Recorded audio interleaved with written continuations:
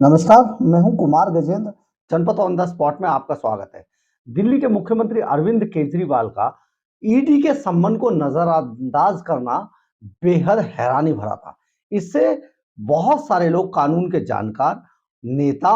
और जो ईडी से जुड़े हुए जो अधिकारी थे, वो सभी इस बात से हैरान हैं कि आखिर एक इतने संवैधानिक पद पर बैठा व्यक्ति, यानी कि मुख्यमंत्री जैसे पद पर बैठा व्यक्ति, किसी भी इस एजेंसी के, जांच एजेंसी के सम्मन को किस इस तरीके से नजरअंदाज क्यों कैसे कर सकता है। ये एक बड़ा सवाल था, क्योंकि आज तक, अभी तक ऐसा हुआ नहीं है कि कोई जांच एजेंसी किसी के लिए, जांच के लिए, पूछताछ के लिए कोई सम्मन भेजे और कोई इतने संवैधानिक पद पर बैठा हुआ व्यक्ति अचानक उस जांच को नजरअंदाज करके और कहीं और चला जाए। ये एक बहुत हैरानी भरा सबब था। खुद ईडी के अधिकारी भी इस बात से हैरान हैं। इसके एवज में ईडी के अधिकारी कहते हैं कि ये हमने अपने आप से नहीं किया, क्योंकि शराब घोटाले में अरविंद केजरीवाल का बार-बार नाम है और जो शराब नीति को बदलने के लिए जो रिश्वत, मोटी करोड़ों रुपए की जो रिश्वत ली गई थी,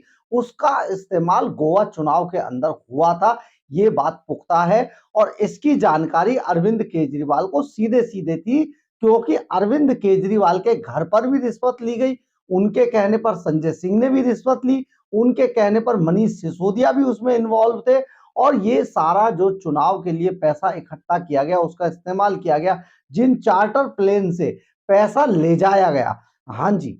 जिन चार्टर प्लेन से पैसा बार-बार गोवा तक पहुंचाया गया, ये बात भी अरविंद केजरीवाल के सामने हुई, अरविंद केजरीवाल की नॉलेज में थी, इसलिए ईडी अरविंद केजरीवाल से पूछताछ करना चाहती थी। ऐसा करना केजरीवाल के खिलाफ जाएगा। ये बात भी ईडी के अधिकारी कह रहे हैं कि जिस तरीके से केजरीवाल ने ईडी के सम्मन को नजरअंदाज किया है, ये बात उनके खिलाफ ही जाएगी और कानून के जानकारों का मानना है कि यह केजरीवाल की कमजोर कानूनी सलाह की ओर इशारा करती है। यानी कि जिसने भी ऐसा करने के लिए अरविंद केजरीवाल को ये कानूनी सलाह दी है, सचमुच वो या तो केजरीवाल का दुश्मन होगा या वो किसी भी तरीके से केजरीवाल को इस लफड़े में फंसाना चाहता होगा। अगर कोई अच्छा कानूनी सलाहकार होता तो अरविंद केजरीवाल को किसी भी तरीके से इस तरह की सलाह नहीं देता, क्योंकि किसी भी जांच एजेंसी के सम्मन को नजरअंदाज करना किसी भी सभ्य समाज के अंदर, किसी भी सभ्य पद पर बैठे अधिकारी या दूसरे नेताओं को ये शोभा नहीं देता और ये ऐसा करना उनके खिलाफ जाता है और ये पुख्ता करता है कि जो जिसको जांच के लिए बुलाया जा रहा है, वो आदमी जांच से भाग रहा है, यानी कि उस एजेंसी की जांच से वो डर रहा है। ये बात बिल्कुल पुख्ता है। तो जो अरविंद केजरीवाल ने जो बात कही थी अपने पत्र में, उसमें उन्होंने बताया कि वो मध्य प्रदेश, छत्तीसगढ़, राजस्थान, तेलंगाना और मिजोरम में के समेत जो 5 राज्यों में जो चुनाव हो रहे हैं, उसमें पार्टी का संयोजक और दिल्ली का मुख्यमंत्री होने के नाते उन्हें पार्टी का मार्गदर्शन करना पड़ता है, इसलिए उनका जाना वहां जरूरी है और वो चुनाव में पार्टी का मार्गदर्शन करने के लिए, कार्यकर्ताओं को उत्साह बढ़ाने के लिए इन चुनावों में जा रहे हैं और चुनावों में बिजी है, इसलिए वो ईडी की जांच में शामिल नहीं हो सकते। ऐसा पत्र अरविंद केजरीवाल ने ईडी को भेजा है। इस सारे मामले पर, यानी कि अरविंद केजरीवाल के इस तरीके के कृत्य पर, या यूं कहे कि कुकृत्य पर, जो ईडी की तरफ से जो बताया जा रहा है वो ये है कि ईडी के अधिकारियों का कहना है कि पिछले महीने सुप्रीम कोर्ट ने ईडी से, यानी कि जांच एजेंसी से सवाल किया था कि अगर 338 करोड़ रुपए के ट्रेल का और गोवा चुनाव में इसके इस्तेमाल का की पुष्टि हो गई थी, पता चला था, तो केजरीवाल से इस मामले में अभी तक पूछताछ क्यों नहीं की गई है। इसके बाद ही जब सुप्रीम कोर्ट में ये सारा सुप्रीम कोर्ट की तरफ से सवाल किया गया ईडी से, तो ईडी के अधिकारियों ने सुप्रीम कोर्ट को बताया था, उनके वकीलों ने,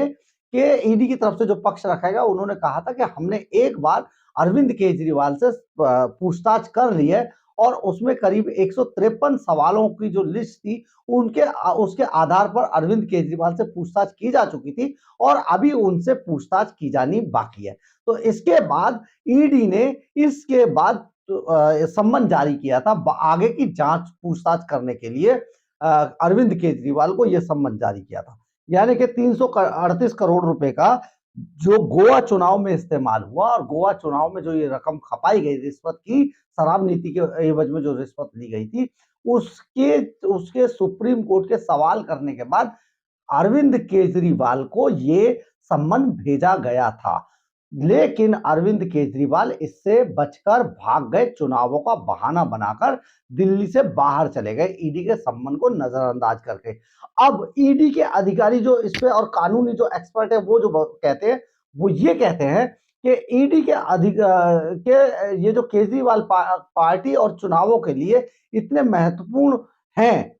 अगर केजरीवाल चुनावों, आम आदमी पार्टी के चुनाव और पार्टी के लिए इतने महत्वपूर्ण हैं, तो उन्हें फिर गोवा चुनावों में जो रिश्वतखोरी की रकम इस्तेमाल की गई थी, इससे इस बात की पुष्टि होती है कि वो फिर तो इस रकम के बारे में जरूर जानते होंगे। यानी कि ये जो पूरा एक्ट अरविंद केजरीवाल की तरफ से किया गया है, वो सारा एक्ट अरविंद केजरीवाल को बहुत महंगा पड़ने वाला है और इससे कई सवालों के जवाब अपने आप ही सुप्रीम कोर्ट में मिल जाते हैं, जहां पर के इस पूरे मामले पर कार्रवाई चल रही है, इस पे पूरे मामले पर सुनवाई चल रही है। वहां पर अब ईडी का पक्ष लगातार मजबूत होता जा रहा है कि देखिए केजरीवाल किस तरीके से डर कर चुनावों का बहाना बना के 5 राज्यों के और दिल्ली से बाहर चले गए। वहां पर बैठकर केजरीवाल क्या कर रहे होंगे। हालांकि केजरीवाल को नींद तो बिल्कुल आ नहीं रही होगी, क्योंकि उन्हें पूरा जेल सता रहा है, तिहाड़ जेल के उन्हें सपने आते होंगे। कहा जाए तो मनीष सिसोदिया, सत्येंद्र जैन, संजय सिंह, विजय नायर, ये सारे लोग लगातार सपनों में अरविंद केजरीवाल के आ रहे होंगे और जेल के शिकंजों के पीछे से चिल्ला चिल्ला के उन्हें कहते होंगे सपनों के अंदर, फिल्मी स्टाइल में, हमें निकालो, हमें निकालो, हमें निकालो। इस वजह से अरविंद केजरीवाल रात को भी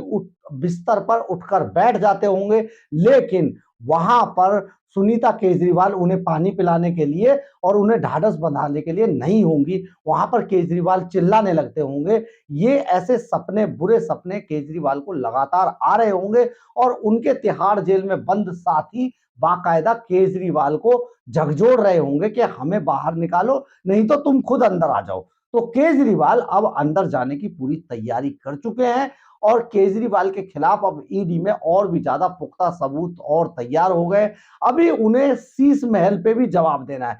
इसके बाद उन्हें साथ ही जो गुजरात में मोदी की डिग्री मांगने का जो मामला था, यूनिवर्सिटी ने जो इन पे केस किया हुआ था, उसमें भी इन्हें पेश होना है। वहां पर संजय सिंह को भी पेश होना है। ये संजय सिंह और अरविंद केजरीवाल भी गुजरात में भी आरोपी हैं। वहां पर तो आरोपी हैं ये, वहां पर इन पर यूनिवर्सिटी ने दावा ठोक रखा है और यूनिवर्सिटी किसी भी हाल में, गुजरात यूनिवर्सिटी पीछे हटने वाली नहीं है। उसमें संजय सिंह और अरविंद केजरीवाल फंसे हुए हैं। अब शायद वो सोच रहे होंगे कि जब हम केजरीवाल भी जेल में आ जाएंगे तो तभी दोनों, संजय सिंह और केजरीवाल, प्रोडक्शन वारंट पर यूनिवर्सिटी के केस का भी सामना करेंगे एक ही साथ में। तो कहने का मतलब यह है कि अरविंद केजरीवाल ने जो भी किया है, वो शायद उनके जो कानूनी सलाहकार थे वो बेहद कमजोर थे और उन्होंने गलत सलाह देकर अरविंद केजरीवाल को कुछ समय के लिए राहत दिलाने की बात कहकर उन्हें दिल्ली से बाहर चुनावों के अंदर भेज दिया या झोंक दिया कह सकते हैं। लेकिन ये सारा जो एक्ट केजरीवाल ने इस बार किया, इससे ना केवल दिल्ली की जनता जो सवाल पूछ रही है कि केजरीवाल आप बड़े ईमानदार आदमी थे, आप तो बड़ी फाइलें लेके चला करते थे नेताओं के भ्रष्टाचार की, और आप खुद भ्रष्टाचार में डूबकर, फंसकर और अब दिल्ली से भाग गए हैं। यानी कि भागना बार बार अरविंद केजरीवाल का सगल बन चुका है और वो अब किसी भी मामले में सामना नहीं कर सकते हैं, करना चाहते हैं और अपने साथियों को, अपने जो वरिष्ठ साथी थे उनको पहली तारीखों पर ही भेज दिया संबंध के आधार पर और वो तिहाड़ जेल में सड़ रहे हैं। लेकिन केजरीवाल किसी भी तरीके से ईडी के खरपच्चे से भागने की कोशिश कर रहे हैं, लेकिन केजरीवाल की अंतिम जो यात्रा है वो तिहाड़ जेल ही है, जहां उन्हें जाना ही पड़ेगा, जहां की रोटी खानी पड़ेगी, जहां का पानी पीना पड़ेगा। अगर आपको मेरी खबर अच्छी लगी हो तो आप इसे लाइक, सब्सक्राइब और शेयर जरूर कीजिएगा। कमेंट बॉक्स में अपना कमेंट जरूर लिखेगा, इससे मुझे ऊर्जा मिलती है। जय हिंद, जय भारत।